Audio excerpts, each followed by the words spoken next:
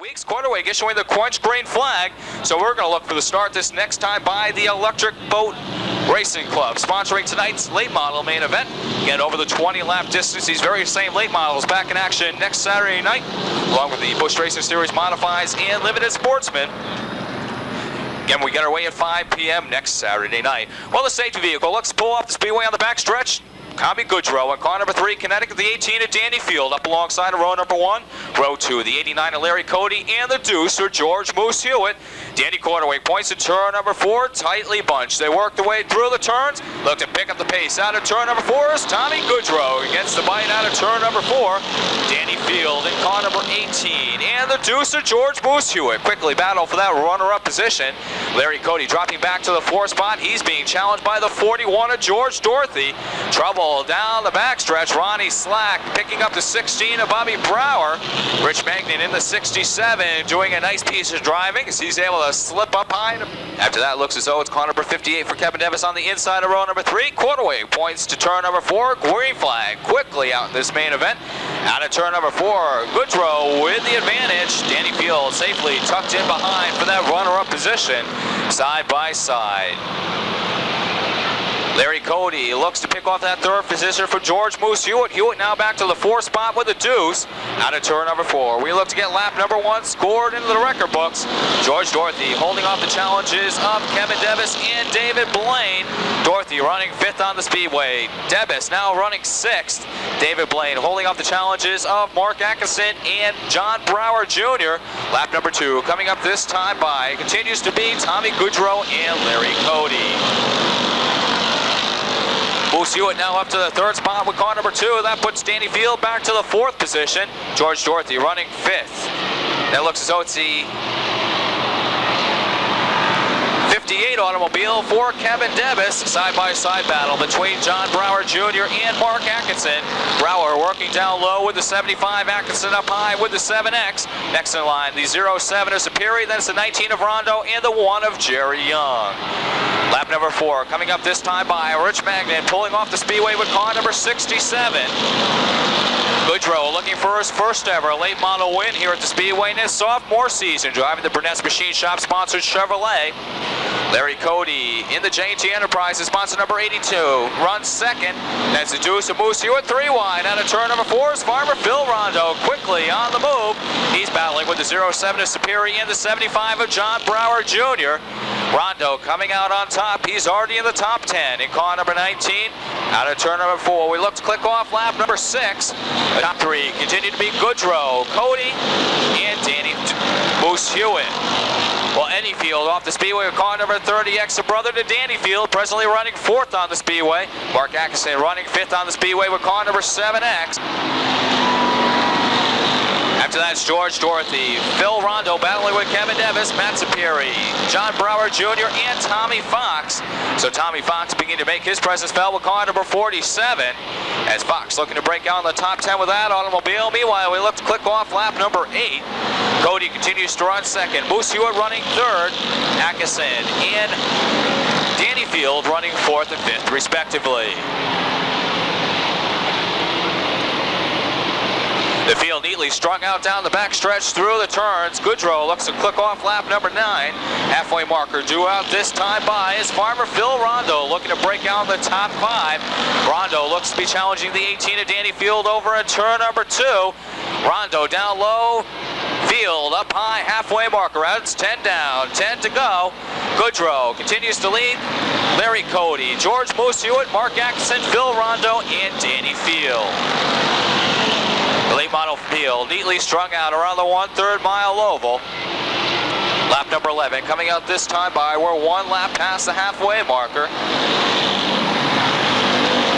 Matt Sapiri smokes the tires on the 07. He's challenging the 58 of Kevin Devis.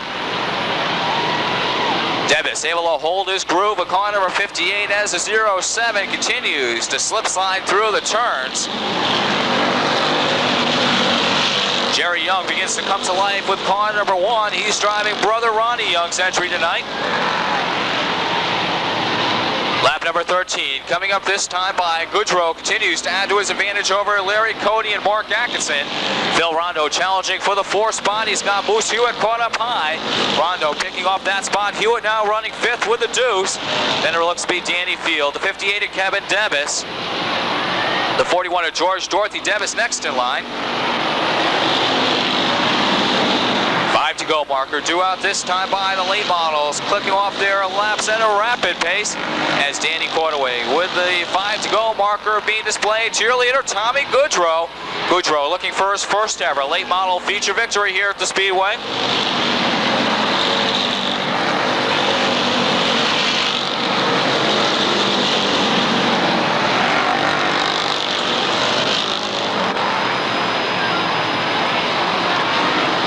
Cars battling for that runner-up position. Larry Cody has it. Mark Atkinson and Phil Rondo would like to take that spot away. Rondo running in that 4th position. A strong running Mark Atkinson and another fine run for that young man. He's presently running in the 3rd spot. He looks to be challenged by Rondo up high. Right in front to Larry Cody. Number 89 has his rear view mirror filled with the 7X of Mark Atkinson and the 19 of Phil Rondo. Lap number 17 about to become history. Lap number 18, the 2 to go marker being displayed to the field as Tommy Gaudreau looks to pick off that lap. Phil Rondo now firmly in control of position number 2 with a lot of real estate left to cover with 2 circuits. Rondo running 2nd. Larry Cody back to 3rd. Mark Atkinson running in the 4th spot, running 5th on the Speedway. The deuce of Moose Hewitt.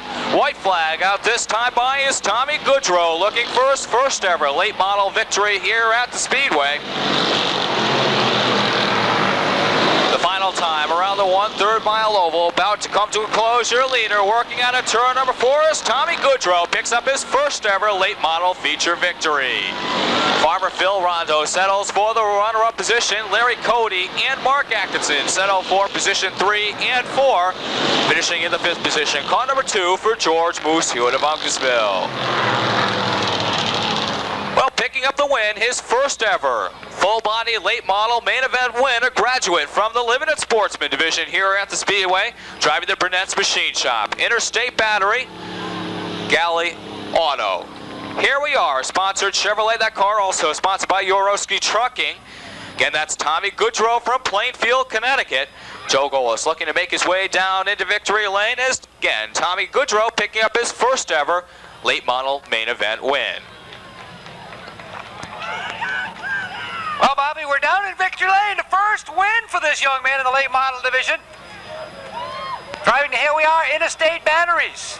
Al's Quality Auto Electric. Dr. Wainwright, Dr. Curlin, Jaworski's all help sponsor car number 3 for Tommy Gaudreau. The Buddha's Bullet returns. Dick Dunn had the 3 out earlier, but Tommy Gaudreau put it all together in this late model event. A very happy young man.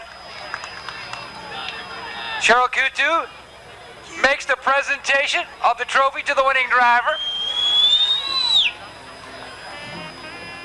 Ladies and gentlemen, the winner of tonight's EB Race Club sponsored 20-lap late model main event, as Tommy Gaudreau finally breaks the ice in a big way here tonight. Again, thanks to the folks at EB Racing Club. We're going to get a few words out of Tommy. Tommy Gaudreau, I got to first of all, congratulate you and remind you on something you said a while back. You finished 2nd to Phil Rondo a couple of months back, and you said, you know, I work very hard and I work for a purpose to beat Phil Rondo. Well, you did it tonight. He was coming on strong, but the main thing is you were first under the checker, and that's what counts. That's what goes into the record book. How does it feel to win your first late model feature event? It's a good feeling, but it ain't the right place to win from. I always said I never wanted to win from the pole. I've never started on the pole in my entire life. We've had such bad luck over the past few weeks. We've chased the car all over the place. We've chased the motor. Tonight, everything just fell perfectly together. The motor performed terrific. I got to thank John Burnett, Torco Oil. They're here tonight, one of our sponsors, and we really had a successful night. I mean, I kept looking at the scoreboard, waiting to see where the 19 was, because I knew he was fast and we were fast. I didn't know if I could beat him, but I felt confident. I got a good crew behind me, and the whole program really worked real well. I don't know. The tires suck, of course. Well, I'll tell you, they couldn't be too bad. They got you in the victory lane, and that's what counts.